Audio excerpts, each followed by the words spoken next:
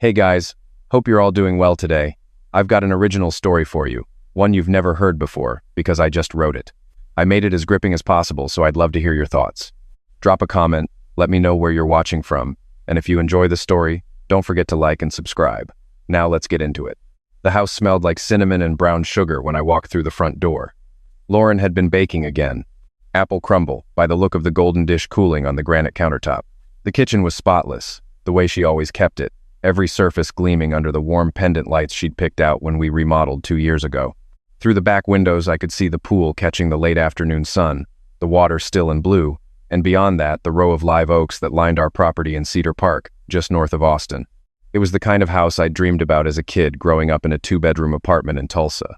4 bedrooms, 3-car garage, a backyard big enough for the boys to throw a football. I'd built this life from nothing. Every square foot of it paid for with hours in the cockpit, at 37,000 feet. I'm a commercial pilot, senior captain for a major carrier, flying international long-haul routes out of Austin Bergstrom, Tokyo, London, Sao Paulo, Dubai. I've been doing this for 19 years. The pay is good, around $270 a year plus per diem, but the schedule is brutal. I'm gone 10 to 15 days a month, sometimes more during peak season. When I'm home, I try to make up for the absences. Coached the boys' Little League when they were younger, built them a treehouse in the backyard, took the family to Hawaii every Christmas. I told myself the trade-off was worth it, that providing this life meant something. Lauren and I got married when we were both 23. She was a registered nurse, sharp and independent, the kind of woman who didn't need anyone. That's what I loved about her. After the twins were born, she quit nursing to stay home. I supported that. I wanted our boys to have a parent who was always there, since I couldn't be. Ethan and Mason, our twins, were 16 now, juniors in high school. Ethan was quiet, serious, played guitar in his room with the door closed. Mason was the opposite.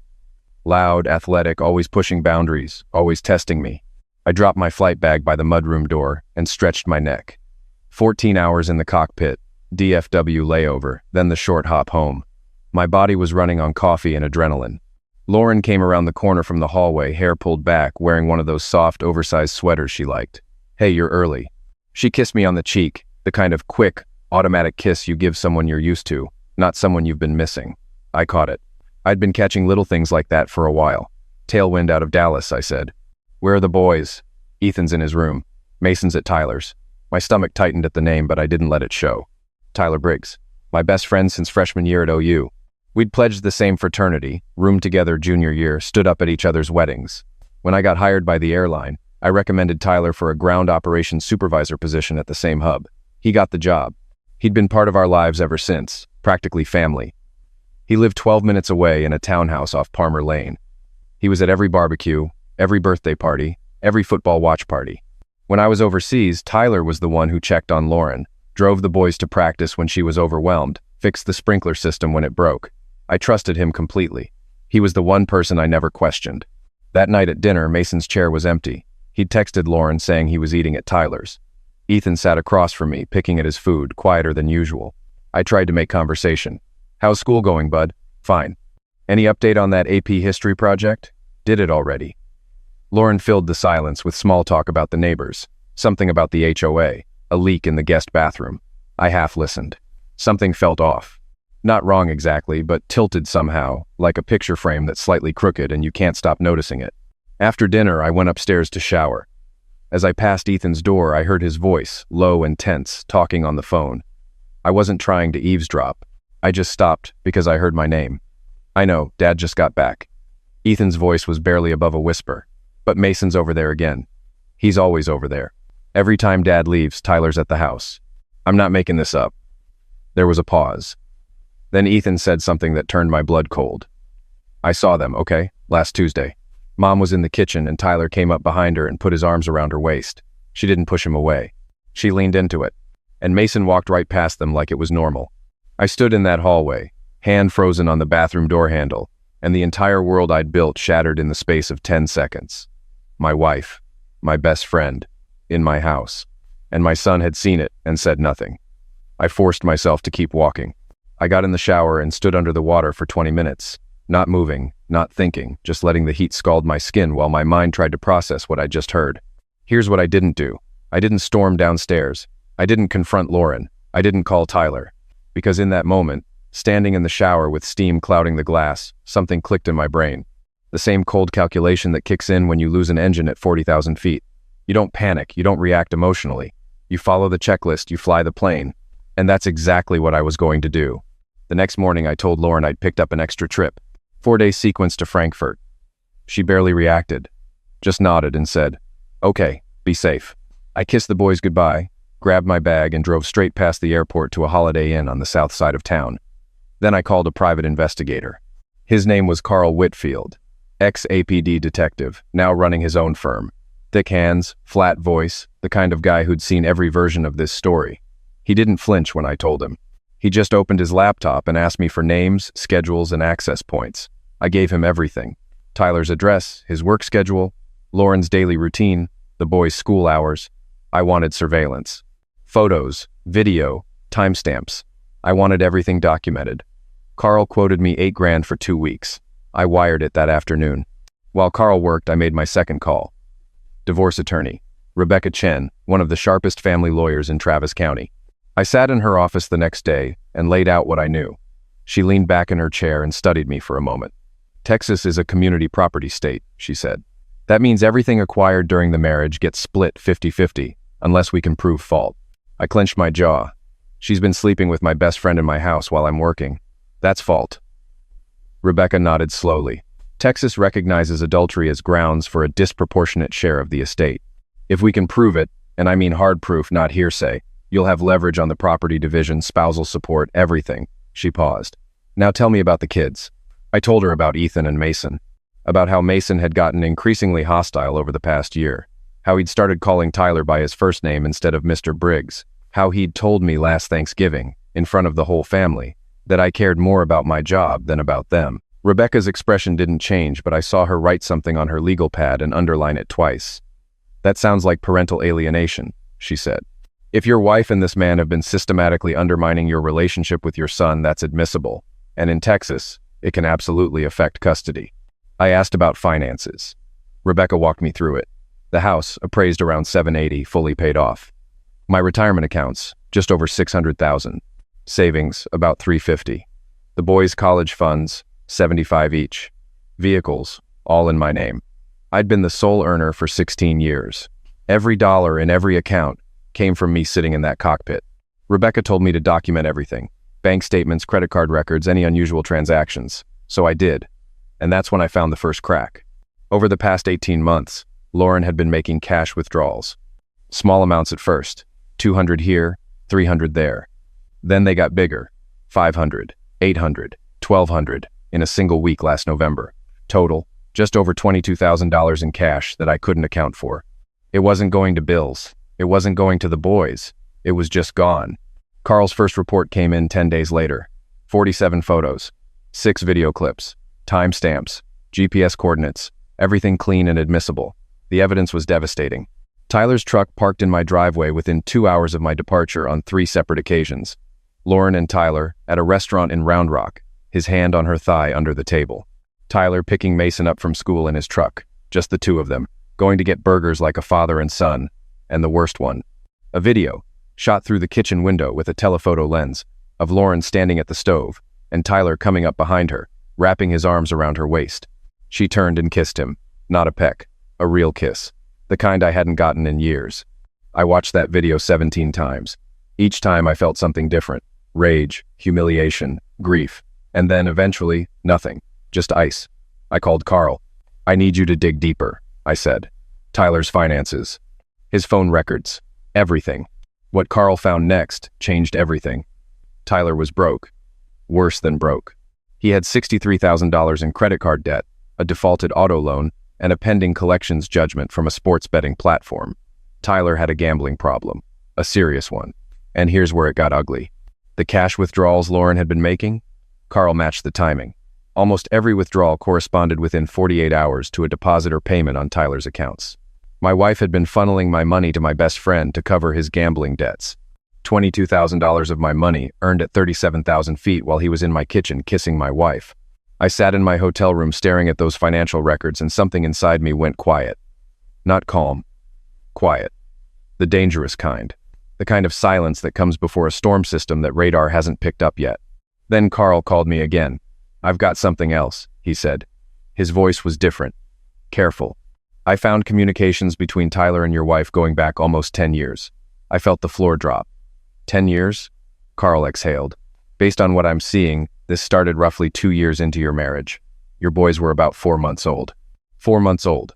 My twins were 4 months old, and my wife was already sleeping with my best friend. Everything I thought I knew about my marriage, about my family, evaporated. And with it came the question I had been afraid to ask. If this started when the boys were 4 months old, were they even mine?" I called Rebecca. She was quiet for a long time. Then she said, "We can request a paternity test as part of the proceedings. If fraud is established, it strengthens every claim you have. But James, you need to decide if you want to know." "I want to know," I said. My voice sounded like it belonged to someone else. "I need to know." But I wasn't ready for that yet. First, I needed to see how deep this went. I picked up Ethan from school the next day, parked down the block, texted him. He came to the car looking nervous. "Dad, what are you doing here? You're supposed to be in Frankfurt." I looked at my son, this serious, quiet kid who'd been carrying a weight no 16-year-old should carry, and I said, "I know about Mom and Tyler." Ethan didn't cry. He pressed his palms flat against his knees and stared straight ahead for almost a full minute. Then he said, "I've wanted to tell you for over a year." I asked him how long he'd known. He said he started noticing things when he was 14. Tyler staying late. Mom acting different when Dad was gone. Laughing more. Dressing up just to answer the door. Then he saw the kitchen thing. And after that, he couldn't unsee it. Every time I called home from a layover, every time I FaceTimed the boys before bed, Tyler had been there an hour earlier. Or was still there. Or had just left. "Does Mason know?" I asked. Ethan's jaw tightened. "Mason thinks Tyler's better than you. Mom's been feeding him that idea for years, that you chose flying over us, that Tyler's the one who actually shows up. She introduced Tyler to Mason's baseball coach as her partner last spring." Her partner. I gripped the steering wheel so hard my knuckles cracked. Then I asked the hardest question. "Does Aunt Claire know?" Claire was Lauren's older sister. She lived in San Antonio, visited every month or two. Ethan hesitated. "Yeah. She was here last Christmas when Tyler came over for dinner. She and Mom were in the laundry room, and I heard Claire say, 'You need to tell James before he finds out on his own.' And Mom said, 'He'll never find out. He's too trusting.' Too trusting. She was right. I had been, but not anymore. I spent the next 3 weeks building my case. I had Carl continue surveillance. I had Rebecca prepare the filings. I met with a forensic accountant who traced every dollar Lauren had funneled to Tyler. I secured the house title, reviewed every policy, and made sure my retirement accounts were locked. Rebecca helped me draft a fault-based divorce petition citing adultery and a separate civil suit against Tyler for criminal conversation. Texas is one of the few states that still recognizes it. If I could prove Tyler knowingly interfered in my marriage, he owed me damages. The hardest part was the paternity test. I couldn't do it through the courts yet without tipping Lauren off. So I did it quietly. I took one of Ethan's water bottles from the recycling bin and one of Mason's protein shake cups from his gym bag. I sent them to a private lab along with my own sample. Rush processing. 7 business days. While I waited for the results, I planned the confrontation. I didn't want some private moment behind closed doors where Lauren could cry and manipulate and rewrite the story. I wanted witnesses. I wanted accountability. And I wanted Tyler to look me in the eye when his world collapsed. Lauren's 40th birthday was coming up. She'd been planning a party for weeks. 60 people. Catered. String lights in the backyard. A DJ on the patio. The whole production. Paid for with my money, of course. She'd invited everyone. Family, friends, neighbors, people from her old nursing network, Tyler's coworkers from the airline. And Tyler himself, naturally. He'd RSVP'd immediately. The DNA results came back 3 days before the party. I opened the email sitting in my car in a parking lot off Mopac. I read it twice. Then I read it a third time because my hands were shaking so badly the words kept blurring. Ethan was mine. Mason was not. The probability of paternity for Mason listed Tyler Briggs at 99.97%. One of my sons was mine. One of my sons was his. They were twins. Born on the same day, in the same hospital, handed to me wrapped in identical blue blankets. And for 16 years I had loved them exactly the same. I sat in that car for 45 minutes. I didn't cry. I didn't scream. I just sat there and felt something inside me close permanently, like a door that would never open again. The night of Lauren's birthday party, I showed up in a pressed shirt and jeans, smiling. Lauren looked beautiful. She always did. She kissed me on the cheek and thanked me for the pearl earrings I'd given her that morning. 63 people filled the backyard. The music was good, the food was excellent. The Texas evening was warm and clear. Tyler arrived around 7:30, wearing a blazer like he was somebody, carrying a bottle of wine. He shook my hand and looked me in the eye and said, "Happy birthday to your beautiful wife, brother." I smiled and said, "Thanks, man." At 8:15, I stepped up to the small stage where the DJ had set up. Lauren looked surprised. I'd told her I wanted to give a toast. She beamed. The crowd quieted down. I held up my glass. "I want to thank everyone for being here tonight to celebrate Lauren. 19 years of marriage, 2 incredible sons, a beautiful home." I looked at Lauren. She was glowing. "I used to think I had the perfect life." I paused. The crowd was silent, waiting. But about 6 weeks ago, I found out that for the last 10 years, my wife has been having an affair with my best friend, Tyler Briggs, who is standing right over there by the bar. The silence that followed wasn't silence. It was a vacuum. 63 people stopped breathing at the same time. Lauren's face went from confusion to horror in about 2 seconds. Tyler's glass slipped from his hand and shattered on the patio stones. I pulled the manila envelope from inside my jacket and held it up. I have photographs, surveillance footage, financial records showing that Lauren withdrew over $22,000 from our joint accounts and gave it to Tyler to cover his gambling debts. I have phone records dating back 10 years. I have a forensic accountant's report, and I have DNA results confirming that one of my sons is not biologically mine. Lauren let out a sound I've never heard from a human being. Something between a scream and a moan. She grabbed the edge of the nearest table, her knees buckling. "James, please. Don't do this. Not here. Not like this." Tyler tried to move toward the gate. My neighbor Dave, a former Marine who'd put together exactly what was happening, stepped into his path and crossed his arms. Tyler froze. I stepped down from the stage and walked directly to Tyler. I didn't yell. I kept my voice low enough that only the people closest to us could hear. "You ate at my table. You played catch with my sons. You sat next to me at Thanksgiving and told me I was like a brother to you. And the entire time you were sleeping with my wife and gambling away my money." Tyler's face was gray. His mouth moved, but nothing came out. Then, quietly, almost in a whisper, he said, "I'm sorry, man. I never meant for it to go this far." I reached into my jacket and handed him the civil lawsuit. "Criminal conversation. My attorney will be in touch." Tyler stared at the papers like they were written in a language he didn't understand. Lauren was surrounded by her sister Claire and 2 of her friends, all of them trying to hold her up. She was sobbing. I walked over. Claire stepped in front of her. "James, this isn't the way to handle this." I looked at Claire. "You knew. You've known for at least a year. You told her to come clean and she didn't. You chose to protect her lie instead of telling me the truth. So don't talk to me about how to handle things." Claire's face crumbled. She stepped aside. I handed Lauren the divorce papers. "These are from my attorney. Fault-based, adultery, financial misconduct, and parental alienation. I'll see you in court." Lauren clutched the papers to her chest, mascara streaking down her face. "What about the boys?" She choked. "James, please, don't take them from me." I looked at her for a long time. Then I said, "You should have thought about that before you brought another man into their lives and told them he was better than their father." The party dissolved within 20 minutes. People left in small, stunned clusters. Some hugged me on the way out. Some just stared. The DJ packed up without being asked. Tyler had disappeared. I found out later he'd called an Uber from the street. Lauren locked herself in the master bedroom. I could hear her crying through the door. I found Ethan in his room, sitting on his bed with his guitar in his lap. Not playing, just holding it. He looked up when I opened the door. "Is it over?" he asked. I sat down next to him. "Yeah, bud, it's over." He leaned against my shoulder, the first time he'd done that in years. "Good," he whispered. Mason wasn't there. He'd left the party before my speech, gone to a friend's house. Lauren must have called him because my phone lit up 20 minutes later. A text from Mason. "You're a psycho. You ruined Mom's life. Tyler was more of a dad than you ever were." I stared at those words for a long time. Then I set my phone on the nightstand and went to sleep in the guest room. The divorce took 5 months. Rebecca was surgical. The evidence was overwhelming. The judge granted a disproportionate share of the community estate in my favor, 60-40. I kept the house. Lauren got her share of the savings, but no spousal support. The court found her at fault.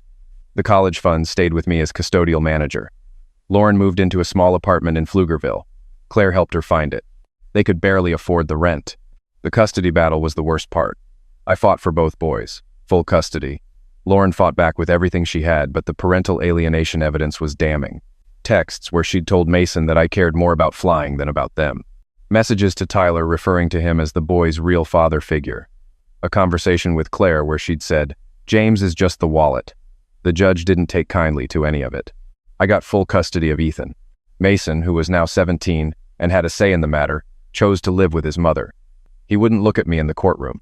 He sat next to Lauren with his arms crossed and his jaw set, and when the judge asked him directly, he said, "I want to live with my mom. She actually cares about me."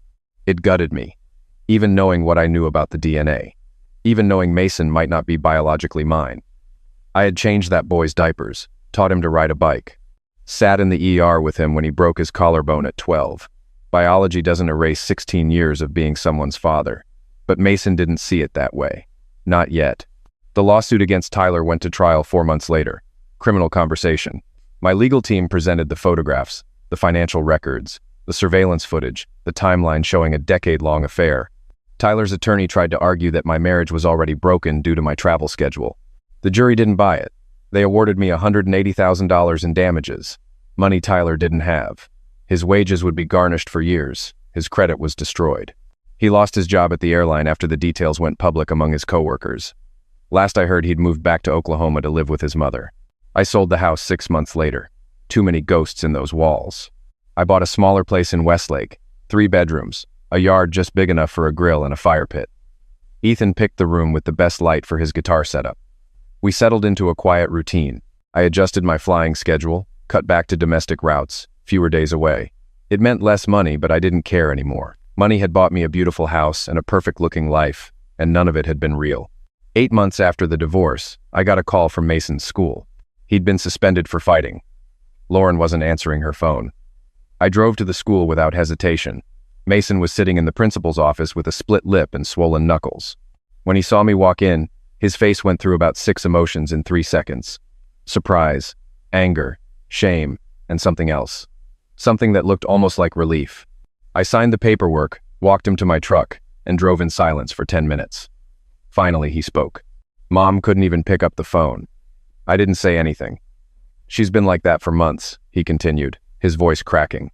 "She just sits there." Tyler left. Claire stopped coming around. "It's just me and her, and she barely gets out of bed." I gripped the steering wheel. "I'm sorry, Mason." He wiped his eyes with the back of his hand, trying to hide it. "A kid at school said something about Mom, about the party, about the speech you gave. That's why I hit him." My chest ached. "I'm sorry you had to deal with that." Mason was quiet for a long time. Then, so quietly I almost missed it, he said, "Do you hate me?" I pulled the truck over to the side of the road. I turned to face my son. This kid who had Tyler's jawline and Lauren's eyes and my last name. "I will never hate you," I said. "Not ever, not for any reason. You are my son. That has never changed, and it never will." Mason broke. Not the angry, defiant Mason who'd called me a psycho. The real Mason. The scared kid underneath all that armor. He leaned across the console and grabbed my jacket and cried harder than I'd ever seen him cry. I held him and let him fall apart, and for the first time in over a year, something inside me started to feel like it might heal. Mason moved in with me and Ethan the following week. Lauren didn't fight it. I don't think she had the energy left. I enrolled him in Ethan's school. The first few weeks were rough. Mason and Ethan circled each other like strangers, but slowly, carefully, they started finding their way back to each other. I'd hear them talking late at night through the wall, quiet conversations I wasn't part of, and I was fine with that. They needed to rebuild on their own terms. One evening I was out by the fire pit, watching the sky turn orange over the hills. Ethan came out first, carrying 2 bottles of water. Then Mason, hands in his pockets, still a little unsure of his place. They sat down on either side of me. We watched the sunset in silence for a while. Then Mason cleared his throat. "Dad? Yeah? I'm sorry. For everything I said. For choosing her. For believing Tyler was." He stopped. I put my hand on his shoulder. "You don't have to apologize for that. You were a kid caught in the middle of something that was never your fault." He nodded, swallowing hard. Ethan leaned back in his chair and said, "So are we good now? Like, officially?" I looked at my boys. One who shared my blood and one who didn't. Both of them mine. "Yeah," I said. "We're good." Mason almost smiled. Then he said, "By the way, your new grill sucks." I laughed. It was the first real laugh I'd had in over a year. "I know," I said. "We'll get a better one." We sat out there until the stars came out. I'd lost my marriage. I'd lost my best friend. I'd lost years of trust and thousands of dollars and the version of my life I thought was real. But sitting there with my sons on either side of me, watching the Texas sky go dark, I realized something. The truth doesn't just set you free. It burns down everything fake and leaves you standing in the ashes with whatever was real all along. And what was real was this. 2 boys, a fire pit, a second chance. And maybe, just maybe, that was enough.